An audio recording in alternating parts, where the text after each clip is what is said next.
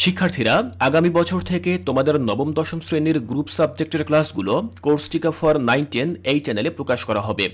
তাই নতুন ক্লাসগুলো যেন মিস না হয়ে যায়, এজন্য তোমরা এখনই কোর্সটিকা ফর 9-10 এই চ্যানেলটি সাবস্ক্রাইব করে রাখো।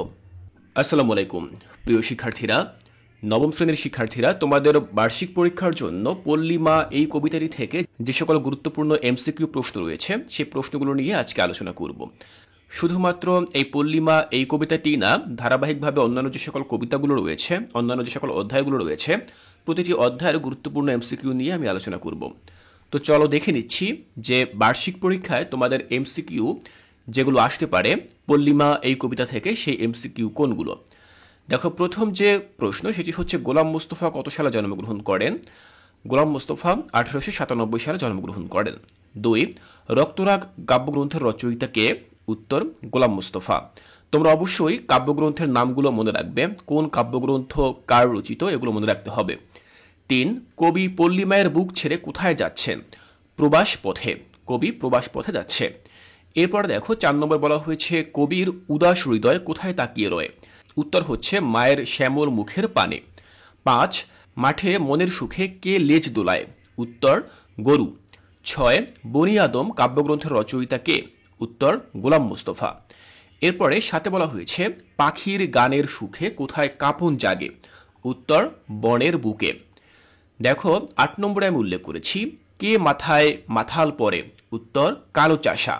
9, পল্লীমা কবিতার রচয়িতা কে? উত্তর হচ্ছে গোলাম মোস্তফা। 10, কারা পল্লীমায়ের বুকে ঠাঁই পেয়েছে? উত্তর, কালো চাষা। এখানে প্রত্যেকটি প্রশ্নে 4টি করে অপশন থাকবে, তোমরা সেখান থেকে একটি করে বেছে নেবে। এবার দেখো পরবর্তী যে প্রশ্নগুলো সেগুলো আমরা দেখে নেব। 11, গরু মহিষের পৃষ্ঠে কি নৃত্য করে? উত্তর, শালিক। 12, মাঠে কে ধেনু চড়ায়? উত্তর, ছেলে। 13, কোন গাছের তলায় বসে রাখাল বাঁশি বাজায়? উত্তর, অশ্বত্থ গাছের তলায়। 14, ক্লান্ত হয়ে কে দুপুরবেলায় মাঠে রৌদ্র তাপে? উত্তর হচ্ছে কৃষক ভায়া। এরপর দেখো 15 নম্বরে বলা হয়েছে কে গাছের ছায়ায় শরীর জুড়ায়? উত্তর, কৃষক ভায়া। 16, কৃষক কোথায় তৃষ্ণা নিবারণ করে? উত্তর, কালো দিঘির কাজল জলে। 17, পল্লীর মাঠ ছেয়েছে কিসে? উত্তর, সবুজ ধানে। 18, কার চোখে রঙিন আশার স্বপ্ন এলো? উত্তর, কৃষকের চোখে। এরপর দেখো 19 বলা হয়েছে কে নদীর পথে কলসিপুরে ফিরে আসে? উত্তর, কৃষকবালা। এরপর 20 বলা হয়েছে কারা মায়ের গোপন বৃত্তের খোঁজ পেয়েছে? উত্তর হচ্ছে কৃষকেরা। এরপর 21 বলা হয়েছে পল্লীমা কবিতায় কে মোহের পিছে ছুটে না?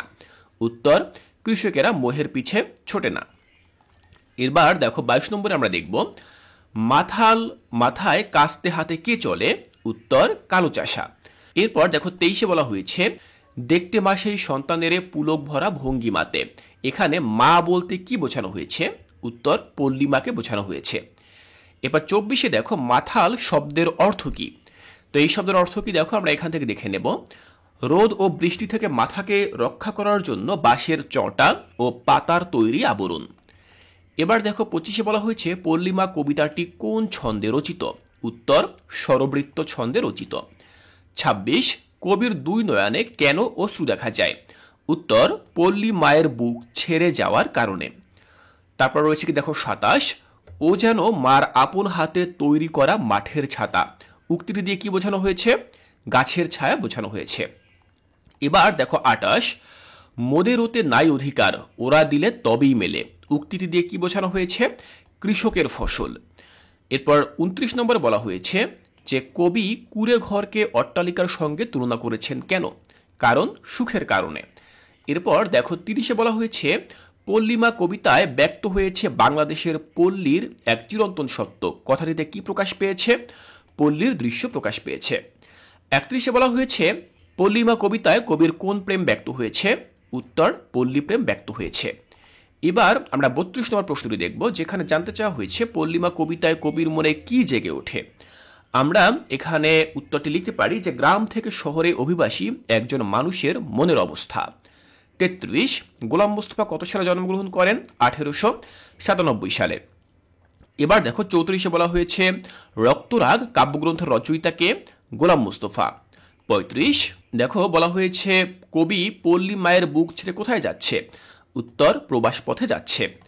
এবার দেখো 36 বলা হয়েছে কবির উদাস হৃদয় কোথায় তাকিয়ে রয়? মায়ের শ্যামল মুখের পানে তাকিয়ে রয়। দেখো 37 বলা হয়েছে মাঠে মনের সুখে কে লেজ দোলায়? গরু লেজ দোলায়। 38 বলা হয়েছে বনি আদম কাব্যগ্রন্থের রচয়িতা কে? উত্তর গোলাম মুস্তফা। 39 পাখির গানের সুখে কোথায় কাপন জাগে? বনের বুকে। এবার দেখো 40 বলা হয়েছে সবশেষে কে মাথায় মাথাল পরে? কালো চাষা। তাহলে শিক্ষার্থীরা তোমরা দেখলে যে তোমাদের বার্ষিক পরীক্ষার জন্য পল্লীমা এই কবিতা থেকে আমি গুরুত্বপূর্ণ 40টি এমসিকিউ তোমাদেরকে বুঝিয়ে দিলাম। এর পরবর্তী ক্লাসে পরবর্তী যে সকল কবিতাগুলো রয়েছে সেই সকল কবিতাগুলো থেকে বার্ষিক পরীক্ষার জন্য যে এমসিকিউগুলো রয়েছে সেগুলো আমি তোমাদেরকে বুঝিয়ে দেব।